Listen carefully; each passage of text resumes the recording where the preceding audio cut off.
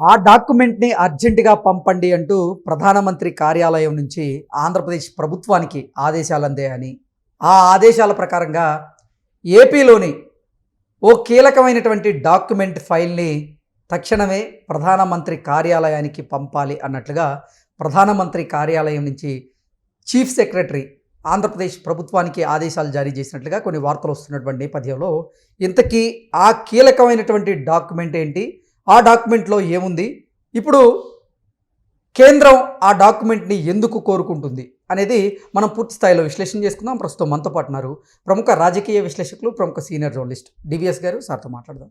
Sir నమస్తే. Sir నమస్తే. ఆంధ్రప్రదేశ్లో ఉన్నటువంటి ఒక కీలకమైనటువంటి డాక్యుమెంట్ని తక్షణమే ఢిల్లీలోని ప్రధానమంత్రి కార్యాలయానికి పంపండి అంటూ ఢిల్లీలో ఉన్నటువంటి ప్రధానమంత్రి కార్యాలయంలోని చీఫ్ సెక్రటరీ ఆంధ్రప్రదేశ్ ప్రభుత్వాన్ని ఆదేశించినట్లుగా కొన్ని వార్తలు వస్తూ ఉన్నాయి. ఏంటి సార్ ఇంతకీ ఆ కీలకమైనటువంటి డాక్యుమెంట్ ఏంటి, ఆ డాక్యుమెంట్లో ఏముంది, ఇప్పుడు ప్రధాని మోదీ కార్యాలయం ఆ డాక్యుమెంట్ని ఎందుకు కోరుకుంటుంది అంటే ఏం చెప్తారు?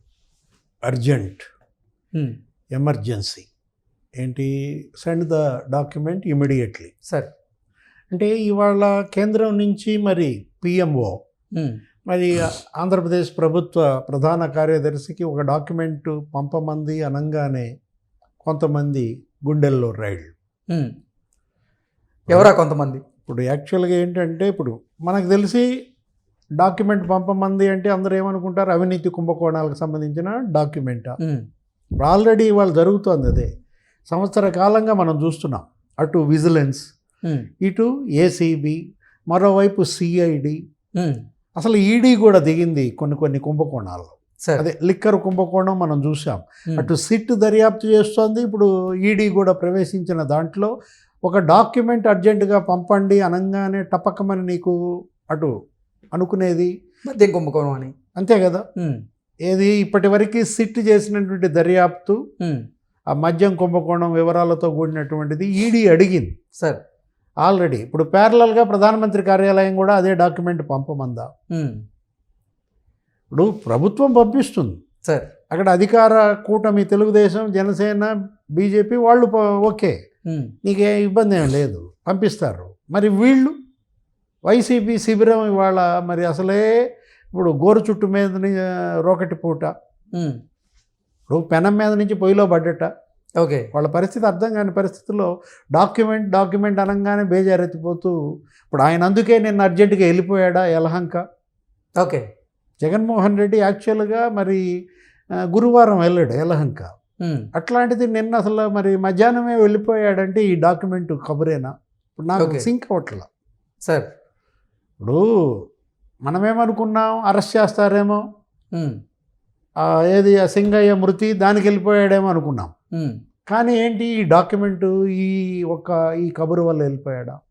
అది లిక్కర్ స్కామ్కి సంబంధించా లేకపోతే కల్తీ మద్యం, అది కల్తీ నెయ్యి, తిరుపతి మహాప్రసాదం కల్తీ నెయ్యి, అది కూడా మనం చూసాం సార్. ఇప్పుడు ఒక నలుగురేమో అరెస్ట్ అయ్యారు.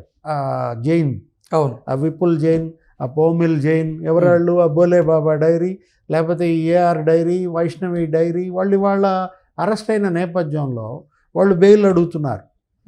అదేంటది కల్తీ నెయ్యి, మరి అసలు ఇంకొక 5-6 ఆలయాల్లో కూడా అదే వాడారు అంటున్నారు. ఒక 240 కోట్లు ఆ డాక్యుమెంట్ పంపమన్నదా? అనేక విచారణలు జరుగుతున్న నేపథ్యంలో అసలు ఫోన్ ట్యాపింగ్ ఇప్పుడు 2 తెలుగు రాష్ట్రాల్లో, ఇప్పుడు అసలు ఆంధ్రప్రదేశ్లో ఒక 350 మంది ఫోన్లు ట్యాపింగ్ అయ్యాయి అన్నారు సార్. అక్కడ ప్రధాన రాజకీయ పార్టీలు, అటు తెలుగుదేశం అధ్యక్షుడు ఏది జగన్మోహన్ రెడ్డి సీఎంగా చంద్రబాబు ఫోన్ ట్యాపింగ్ అయిందన్నారు. ఆయన అప్పట్లో ఒక లెటర్ కూడా రాశాడు 2020లో ప్రధాని మోడీ. లేకపోతే షర్మిల ఫోన్ ట్యాపింగ్ అన్నారు, కాంగ్రెస్ పార్టీ అధ్యక్షురాలు. అసలు ఎందుకు విజయమ్మ ఫోన్ ట్యాపింగ్ అన్నారు. ఆమె ఏంటి నిన్నటిదాకా వైఎస్ఆర్ కాంగ్రెస్ పార్టీ గౌరవ అధ్యక్షురాలు. అవును, అంటే ఇప్పుడు షర్మిల, విజయమ్మ, లేకపోతే చంద్రబాబు, లోకేష్ వీళ్ళ ఫోన్ ట్యాపింగ్ల పైన నివేదిక పంపమన్నారా? జనరల్గా ఫోన్ ట్యాపింగ్ అంటే ఈ కమిటీ ఉంటుంది, వాళ్ళు పంపిస్తారు ఈ నంబర్లు.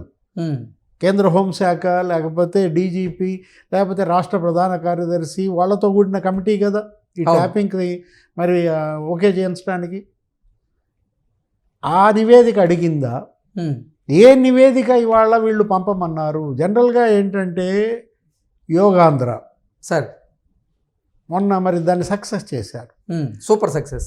ఏది ఒక 3 లక్షల మంది మరి ఒకే రోజు 1,40,000 చోట్ల నీకు అసలు మరి యోగాంధ్ర చేయటం అంటే అదో పెద్ద రికార్డు, గిన్నెస్ రికార్డు, ఏదో 2 రికార్డులు నమోదయ్యాయి. అవును. నీకు సూర్య నమస్కారాలు ఆ గిరిజన హాస్టల్ విద్యార్థులు ఒక 23,000 మంది ఒకే రోజు సూర్య నమస్కారాలు చేయటం అనేది. ఇప్పుడు అక్కడ మనం చూసాం 2 కోట్ల మంది పాల్గొన్నారు సార్. ఏది ఆ రోజు యోగాంధ్రాలో. అసలు ఆయన అనుకున్నది దేశం మొత్తం 1,00,000 చోట్ల పెడదాం అనుకుంటే ఒక ఆంధ్రప్రదేశ్లోనే 1,40,000 చోట్ల చేశారు. ఓకే. మొత్తం అసలు ఏది నేవీ అక్కడ ఉన్నటువంటి షిప్స్ మీద కూడా చేశారు. అవును.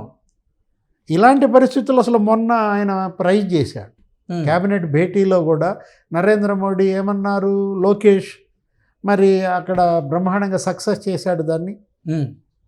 ఏది అసలు చంద్రబాబు ఆంధ్రప్రదేశ్ అసలు ఏ ప్రోగ్రామ్ సక్సెస్ చేయాలన్నా చంద్రబాబు అనుకునేవాళ్ళం, అలాంటిది లోకేష్ దీని వెనక బ్యాక్ బోన్గా నిడిచి మరి అసలు ఏ విధంగా దాన్ని సక్సెస్ చేశాడు. అదొక మరి మీరు తీసుకోవాలి బెంచ్ మార్క్గా. అంటే పైలట్ ప్రాజెక్ట్గా దాన్ని చేపట్టబోతున్నారంటారా దేశవ్యాప్తంగా? ఒకవేళ ఈ డాక్యుమెంటు యోగాంధ్ర సక్సెస్ గురించినటువంటి డాక్యుమెంటా? ఓకే. పిఎంఓ అడిగింది ఇతర రాష్ట్రాల్లో కూడా మీరు దాన్ని టేకప్ చేయండి. ఏదన్నా ఒక ఈవెంట్ సక్సెస్ చేయాలంటే వాళ్ళు ఎలాంటి గ్రౌండ్ వర్క్ చేశారు, ఒక 1.5 రోజులుగా కసరత్తు చేశారని. ఏది ముఖ్యమంత్రి వచ్చి వారం రోజుల ముందు ఎలా జరుగుతుందని చూడటం, పర్యవేక్షణ, లేకపోతే 1 రోజుల ముందే లోకేష్ అక్కడ విద్యాశాఖ మంత్రి, మానవ వనరుల మంత్రిగా ఆయన వెళ్ళి దాన్ని పర్యవేక్షించటం, అక్కడ కలెక్టర్ వాళ్ళు తీసుకున్నటువంటి చొరవ మొత్తం ఏంటి, ఎమ్మెల్యేలు మంత్రులు అసలు వాళ్ళు ఏ విధంగా అక్కడ ప్రభుత్వం అక్కడ ఇన్వాల్వ్ అయ్యి యోగాంధ్ర సక్సెస్ చేసిందో దాన్ని ఒక డాక్యుమెంట్ రూపంలో ఇవాళ అన్ని రాష్ట్రాలకి పంపిద్దామని ఆ డాక్యుమెంట్ అడిగారా? ఎందుకంటే గతంలో మనం చూసాం 2014-19లో చంద్రబాబు సీఎంగా అప్పుడు హుద్ తుఫాన్ విశాఖని గడగడలాడిచ్చింది సార్. అసలు అల్లాడిచ్చింది అనమాట. 250 కిలోమీటర్ల వేగంతో ఈదురు గాలులు, నీకు అసలు భవనాలు నీకు అక్కడ నేలమట్టమైన పరిస్థితులు, ఆ చెట్లు ఇరిగి పడిపోయాయి, కొన్ని వేల చెట్లు అనమాట. అవును. అట్లాంటిది మరి దాన్ని 15 రోజుల్లో చక్కదిద్దారు, నార్మల్ సిటీకి తీసుకొచ్చారు. అవును. అసలు అది ఏడాది అయిన సందర్భంగా విశాఖ ప్రజలు అసలు మామూలుగా వాళ్ళకి క్యాండిల్ ర్యాలీ జరపలేదు. అంటే ఆ హుద్ అప్పుడు ఆ జరిగినప్పుడు ఆ విపత్తు నుంచి సహాయక చర్యలు ఒక బ్లూ బుక్ చేశారు. దాన్ని బ్లూ బుక్ అంటారు. అది అప్పట్లో అందరికీ పంపించారు. ఏది ఆ బ్లూ బుక్ని. మిగతా రాష్ట్రాల్లో కూడా ఈ విపత్తు ప్రాంతాల్లో చేపట్టాల్సినటువంటి ఉపశమన చర్యలు, సహాయ పునరావాస చర్యలు, వాటన్నిటినీ కూడా అప్పుడు అది ఒక బెంచ్ మార్క్. ఏది హుద్ బ్లూ బుక్ అనేది. సార్ ఇప్పుడు వైట్ పేపర్స్ వేస్తారు, నీకు తెలుసు, శ్వేతపత్రాలు మొన్న కూడా వేశారు ఈ ప్రభుత్వం చంద్రబాబు వచ్చినప్పుడు. అంటే ఏం జరిగింది, ఏం చెయ్యాలి, ఈ ప్రస్తుత పరిస్థితి ఏంటి, వే ఫార్వర్డ్ కూడా ఉంటుంది అందులో. లేకపోతే వైట్ పేపర్స్కి వీళ్ళు ఏం చేస్తారు, ప్రతిపక్షంలో ఉన్నాళ్ళు బ్లాక్ పేపర్స్ వేస్తారు. శ్వేతపత్రం వర్సెస్ ఈ నల్లపత్రం అన్నమాట. అంటే ఏంటి, white paper versus black paper. అవినీతి కుంభకోణాలు, ప్రభుత్వ వైఫల్యాలు జనరల్గా అపోజిషన్ బ్లాక్ పేపర్స్ ద్వారా చూపిస్తుంది. సార్ బ్లూ పేపర్స్ కూడా ఉంటాయి. అంటే గ్రీన్ పేపర్ అంటారు, బ్లూ పేపర్ అంటారు. ఇదంతా ప్రభుత్వ పరంగా జరుగుతున్నటువంటి దాంట్లో ఇప్పుడు ఇందాక హుద్ బ్లూ బుక్ లాగా ఇప్పుడు యోగాంధ్ర డాక్యుమెంట్. ఓకే. ఇది అడిగిందా పిఎంఓ, లేకపోతే ఆ లిక్కర్ స్కామ్ ఆ సిట్ యొక్క దర్యాప్తు డాక్యుమెంట్ అడిగిందా, కల్తీ మద్యం లేదు కల్తీ నెయ్యి, అదేంటి అది ఆ సిట్, అది సుప్రీంకోర్టు వేసిన సిట్. ఓకే. అందులో సిబిఐ ఉంది, స్టేట్ పోలీస్ ఉంది, వాళ్ళు కూడా ఉన్నారు, ఎవరు ఆ ఫుడ్ అనాలిసిస్ చేసేవాళ్ళు. ఆ సిట్ వేసినటువంటి ఆ ప్రోగ్రెస్ డాక్యుమెంట్ అడిగిందా? ఏది అడిగిందో మరి పిఎంఓనే మనకు క్లారిటీ ఇవ్వాలి, లేకపోతే సిఎస్ ఆ క్లారిటీ చెప్పాలి. Okay. Okay sir, thank you so much. నమస్తే.